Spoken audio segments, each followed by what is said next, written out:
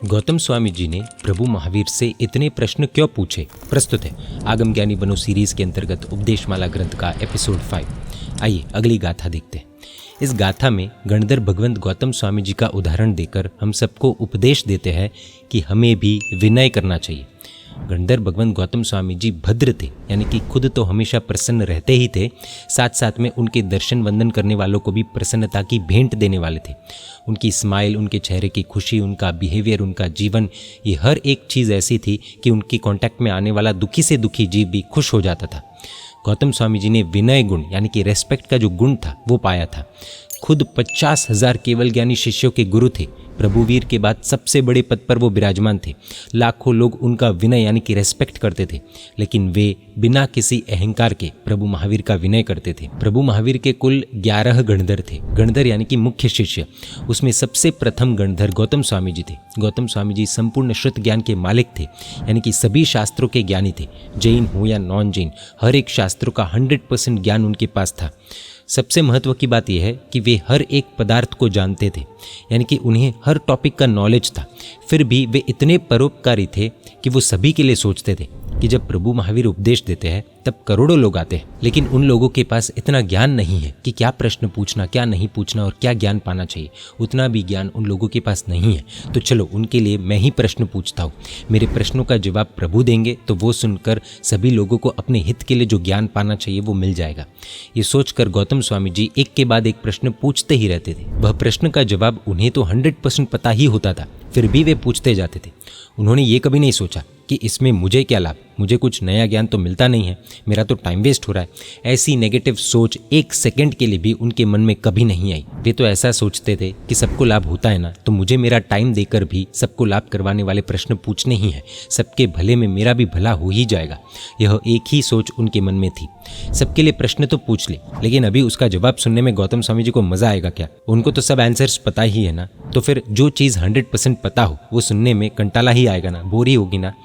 जो स्टोरी हम जानते हो, अगर वही स्टोरी महाराज साहब प्रवचन में बोले तो हम सुनेंगे भी तो कैसे सुनेंगे? हमारे फेस पर क्या क्या एक्सप्रेशंस होंगे, हम शायद बीच बीच में कुछ ना कुछ बोलते भी रहेंगे ना। लेकिन गौतम स्वामी जी जैसा श्रोता यानी कि लिजनर आज तक कभी हुए नहीं हैं और होंगे भी नहीं। अगर होंगे तो वो भी गौतम स्वामी ही कहलाएंगे, उससे कम या ज़्यादा नहीं। जब गौतम स्वामी जी सुनते थे तब सब कुछ पता होने के बावजूद भी उनका हृदय सुनते वक्त क्यूरियोसिटी से, एंथुजियाज्म से, एक्साइटमेंट से भरा हुआ ही रहता था। उन्हें शरीर पर गूज़बम्स आ जाते थे, उनकी आंखों में स्पार्क आ जाता था, उनके फेस पर अद्भुत हैप्पीनेस छा जाती थी। मानो एक लड़के ने सीए की एग्जाम दी और रिजल्ट आया, तब किसी ने आकर सबसे पहली बार उसे कहा कि तेरे लिए सरप्राइज है, तू सीए में पास तो हुआ ही है लेकिन पूरे भारत में फर्स्ट रैंक पर आया है। तो वो सुनकर उसका रिएक्शन कैसा होगा? उसे गूज़बम्स आ जाएंगे ना, आंखों में अलग सी चमक आ जाएगी और उसके चेहरे पर बेहिसाब खुशी छा जाएगी ना। एक सामान्य इंसान ने 100 रुपए की लॉटरी के टिकट खरीदी हो, पर अगर 1 करोड़ की लॉटरी लग जाए तो उसकी खुशी की क्या हद होगी? गौतम स्वामी जी को प्रभु के हर एक वचन सुनते वक्त इससे भी एक्स्ट्रा ऑर्डिनरी अनुभव होता था। हमको इसमें से क्या सीखना है? महाराज साहब के पास ज्ञान तो बहुत होता है, लेकिन प्रवचन में तरह तरह के लोग आते हैं। तो नए लोगों के लिए, अज्ञानियों के लिए महाराज साहब जनरल बातें भी बताए, तो उस वक्त अगर हमारे पास उस चीज़ का ज्ञान हो तब भी हमें एकदम उत्साह से सुनना है। उसमें कंटाला नहीं आने देना है, बोर नहीं होना है। हमारे जाने से, सुनने से सबका उल्लास बढ़ेगा ही। कभी ऐसा नहीं सोचना है, बोलना है कि महाराज साहब के प्रवचन में कोई दम नहीं है, वो तो जनरल टॉपिक्स ही लेते हैं, कोई इंटरेस्टिंग बात तो वो बताते ही नहीं। भले हमारे लिए वो जनरल टॉपिक हो, ज़रूरी नहीं हो, लेकिन बाकी सबको इसकी ज़रूरत है तो महाराज साहब तो वो चीज़ बताएंगे ना। 10 से 20% के लिए 80 to 90% लोगों को अवॉइड करना उचित नहीं है।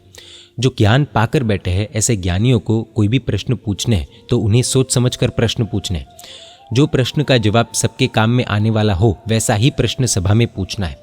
जो प्रश्नों का जवाब सबको काम में आने वाला न हो वह प्रश्न महाराज साहब को पर्सनल में जाकर ही पूछने चाहिए, क्योंकि कठिन प्रश्नों के कठिन जवाब सामान्य लोगों को समझ में जब नहीं आएंगे तो उनको कंटाला आना स्टार्ट हो जाएगा, वे बोर होने लगेंगे। कठिन प्रश्न पूछकर हम सबके सामने ज्ञानी ज़रूर दिखेंगे, लेकिन हम ऐसे ज्ञानी बनकर क्या करें जिसमें विवेक ना हो, परोपकार की भावना न हो। मैं कुछ ज़्यादा ज्ञानी हूँ ऐसा सबको बताने का अहंकार पड़ा हो तो फिर क्या मतलब? कई बार तो हम जिज्ञासा से प्रश्न नहीं पूछते, परोपकार की भावना से भी प्रश्न नहीं पूछते, लेकिन मुझे अच्छा नॉलेज है ऐसा दिखाने के लिए प्रश्न पूछते, या कभी तो सिर्फ एक कमेंट पास करने के लिए प्रश्न पूछते। आत्मा का हित करने के लिए प्रवचन में जाकर आत्मा का ही अहित कर देते हैं। आज से 12 से 13 साल पहले की एक घटना है। अहमदाबाद नारायणपुरा एरिया में सुश्रावक ललित भाई धामी के घर पर घर मंदिर की प्रतिष्ठा का महोत्सव था। परम पूज्य गच्छाधिपति श्री जयघोष सुरेश महाराज साहब आदि विशाल श्रमण समुदाय वहाँ पर उपस्थित था। उसमें रविवार के दिन सभी साधु भगवंतों ने जब सुबह में पूज्य श्री को वंदन किया, तब गुरु भगवंत ने सबको कहा कि आज परम पूज्य आचार्य भगवंत श्री महाबोधि सुरेश महाराज साहब का माता पिता के टॉपिक पर 108वां रविवार शिविर है, तो आप सभी साधु भगवंत उसमें जाओ, ऐसी मेरी भावना है। भले आपको उस प्रवचन से विशेष कुछ लाभ हो या न हो, लेकिन इतने सारे साधु भगवंत प्रवचन में जाएंगे तो जो शिविरार्थी युवान युवतियां हैं उनके ऊपर गहरा असर होता है, उनका प्रवचनकार के ऊपर बहुमान बढ़ जाता है और इसलिए प्रवचनकार की बातों का उन पर ज्यादा असर होता है। सोचने जैसा है कि साधु भगवंतों को तो माता पिता का प्रवचन कुछ काम का नहीं है, फिर भी लिजनर्स के भाव बढ़े, इसलिए गच्छाधिपति श्री जी ने सब साधु भगवंतों को माता पिता के विषय के शिविर में जाने को कहा। तो हम तो श्रावक है, हमारे पास ज्ञान हो तो भी कितना, अगर हम जनरल टॉपिक वाले प्रवचन में भी जाए, जानते हुए भी अच्छे से सुने, तो साधु भगवंत का भी उल्लास बढ़ेगा और नए लिजनर्स का भी उल्लास बढ़ेगा। प्रवचन सुनने जाने वालों को कुछ बातें ध्यान में रखनी चाहिए। प्रवचन के टाइम से 5 से 10 मिनट पहले पहुंच जाना चाहिए। दूसरे आए या न आए, हमको पहुंच जाना चाहिए। रेलवे स्टेशन या एयरपोर्ट पर हम हमेशा बिफोर टाइम ही पहुंचते हैं। एयरपोर्ट पर तो 2 घंटे 3 घंटे पहले पहुंच जाते हैं। उसी तरह से यहाँ भी बिफोर टाइम पहुंचना चाहिए, भले 2-3 घंटे नहीं, लेकिन 5-10 मिनट पहले पहुंचना है। प्रवचन के दौरान चेयर आदि हटाने की आवाज़ बिल्कुल भी नहीं आनी चाहिए। प्रवचन में आगे आने की कोशिश नहीं करनी चाहिए। अगर हम लेट हो जाते हैं तो जहाँ पर जगह मिले वहीं पर बैठ जाना चाहिए। बीच में से घुसकर आगे आने से सबको डिस्टर्ब होने की संभावना होती है। प्रवचन में मोबाइल फ़ोन लेकर नहीं जाना है। अगर लेकर जाना ही पड़े तो फ्लाइट मोड अथवा साइलेंट कर देना चाहिए। और प्रवचन में मोबाइल में कुछ भी देखना या करना नहीं होता है, क्योंकि हमें देखकर किसी और को भी लगता है कि ये व्यक्ति अगर मोबाइल देख सकता है तो मैं भी देख लेता हूँ, ये अगर मोबाइल फ़ोन पर बात कर सकता है तो मैं भी चुपके से झुक कर बात कर लेता हूँ। इसलिए ये उचित नहीं है। प्रवचन में माला नहीं गिननी चाहिए। आज भी कई लोग एक तरफ व्याख्यान चल रहा हो तो दूसरी तरफ माला गिनते हैं, ये नहीं करना है। प्रवचन के दौरान किसी के साथ कुछ भी बात आधी मिनट के लिए भी नहीं करनी चाहिए और दूसरा कुछ भी पढ़ना नहीं चाहिए। जब प्रवचन में प्रवचन चल रहा हो तो सिर्फ प्रवचन को सुनना है, क्योंकि हम प्रवचन के लिए आए। प्रवचन में आजू बाजू ऊपर नीचे देखना नहीं चाहिए। सिर्फ और सिर्फ महाराज साहब के सामने ही नज़र रखनी है। सिर्फ और सिर्फ प्रवचन सुनना है और हो सके तो उसकी नोट्स लिख सकते हैं। प्रवचन शुरू हो जाने के बाद सामायिक मन में ही लेनी चाहिए। कई लोग ऐसे होते हैं कि प्रवचन चल रहा हो तो बीच में आकर खड़े होकर सामायिक लेते हैं, ये उचित नहीं है। कर्मी भंते सूत्र भी खुद ही बोलना है, खड़े नहीं होना है, बैठकर ही विधि करनी है। अच्छा तो यह ही है कि प्रवचन शुरू होने के पहले ही आकर विधि पूर्वक सामायिक लेकर प्रवचन सुनना शुरू करना चाहिए। प्रवचन यानी कि प्रभु के वचन, उसके दौरान हंसी मजाक करना, कमेंट्स पास करना, फालतू के प्रश्न पूछना आदि, ये सब बिल्कुल भी उचित नहीं है। और ये सिर्फ प्रवचन की ही बात नहीं है।